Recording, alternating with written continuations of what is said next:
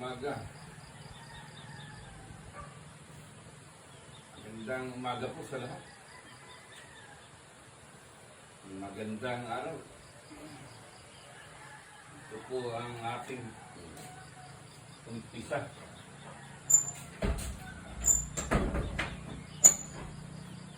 Sa buhay ko dito sa Nayon. Kapag ako'y hindi nakapag morning walk, ito po pa-relax. Ano nga bang oras na ngayon? Aba, mag-aalas 8 na. Mag-iikawalo na ng umaga. Kapag ako nga po hindi nakapag-morning walk, ito. Sasalubungin ako na itong gusto ko po dito sa Nayon. Sasalubungin ka ng luntiang kapaligiran.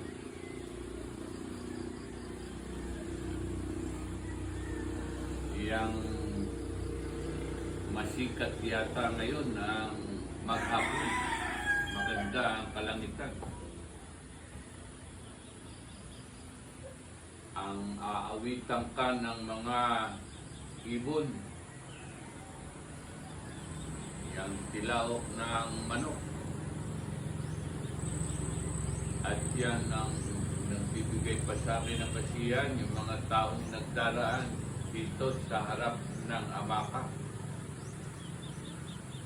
At ngayon po, dinadampian ako ng malamig na dampi ng hanging amihan. Dahil nga po tayo ay umaga, magkape-kape po tayo. Magkape-kape po tayo. Hintayin po natin na kumulo. Gusto ko po sa kape yung unang ikot mo, yung mainit-init, nakakapasok. Hintayin po natin kumulo.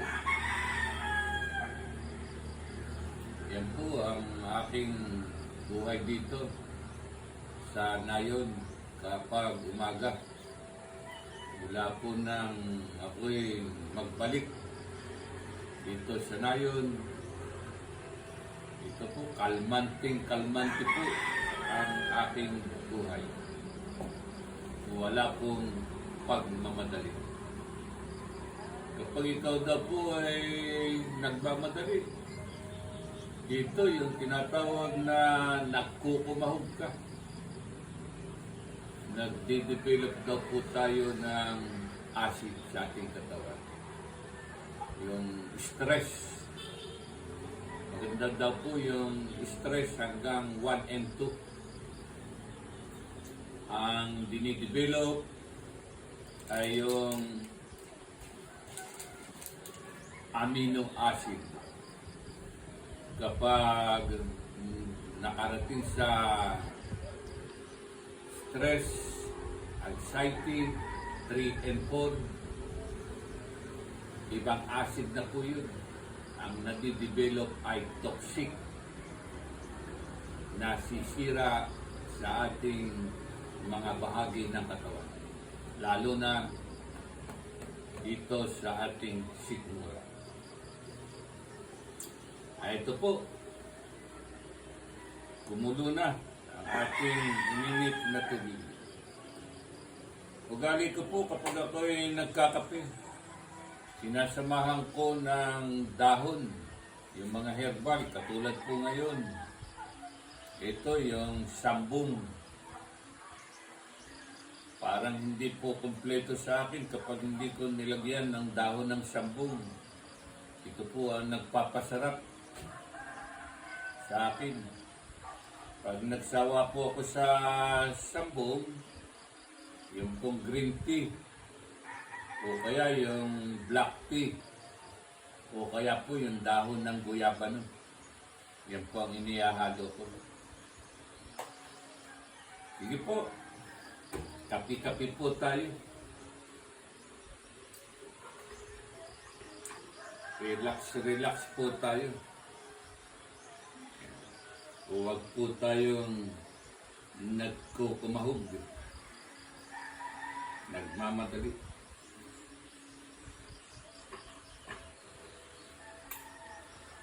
Ito po. Yan, kape tayo. Dahil po, pag ganito ang aking buhay, ang aking routine dito sa umaga, dito sa Nayon, Barangay Alupay, Bayan ng Sampaloc, Lalawigan ng Quezon, ito po. Ang sarap lumigop ng kape.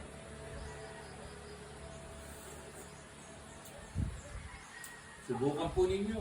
Sa inyong kape, maglagay po kayo ng dahon ng sambong, ng green tea, ng black tea.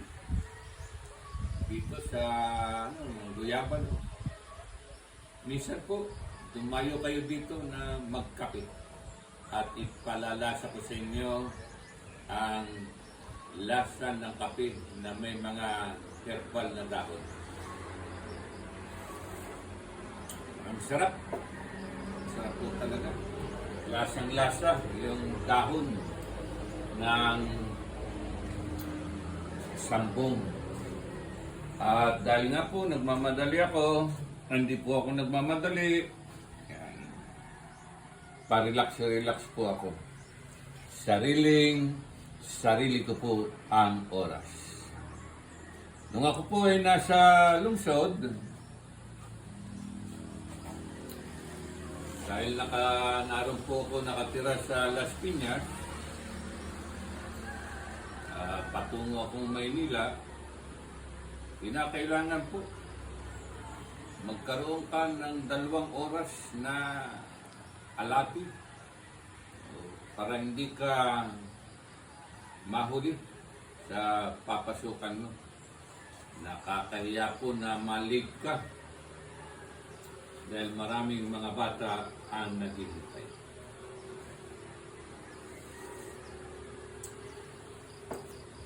Noon po, alipin ako ng oras.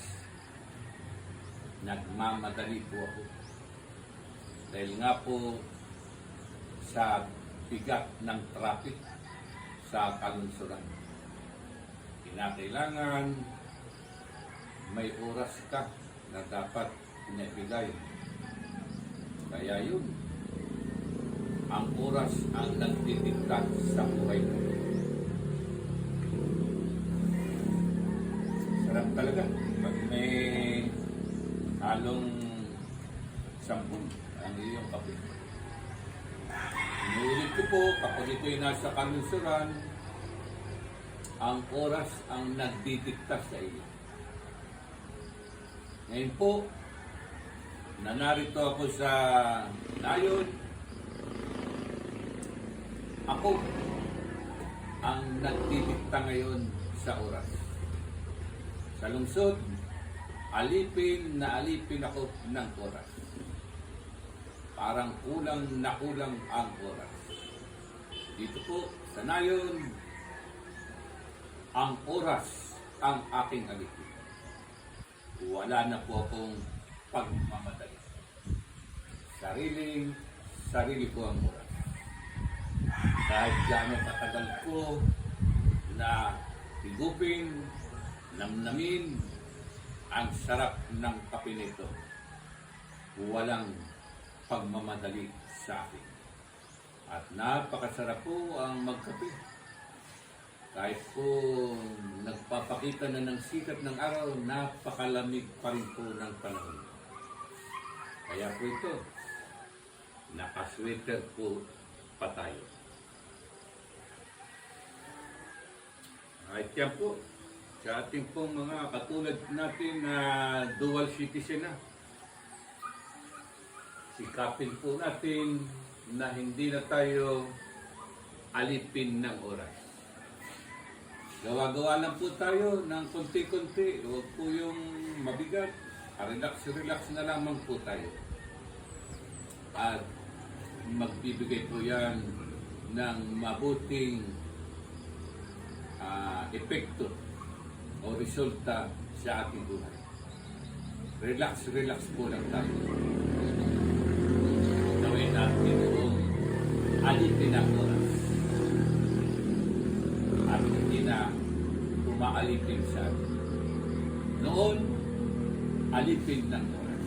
Ngayon, ang oras ang aming alipin. Ano nga pang oras na ngayon? Apa? 8:07 ng umaga. Iyan po ang buhay-buhay ko dito sa ngayon.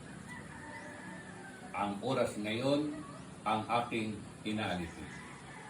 Misa po, higo pa po tayo ng takip. Salamat po sa umagang ito.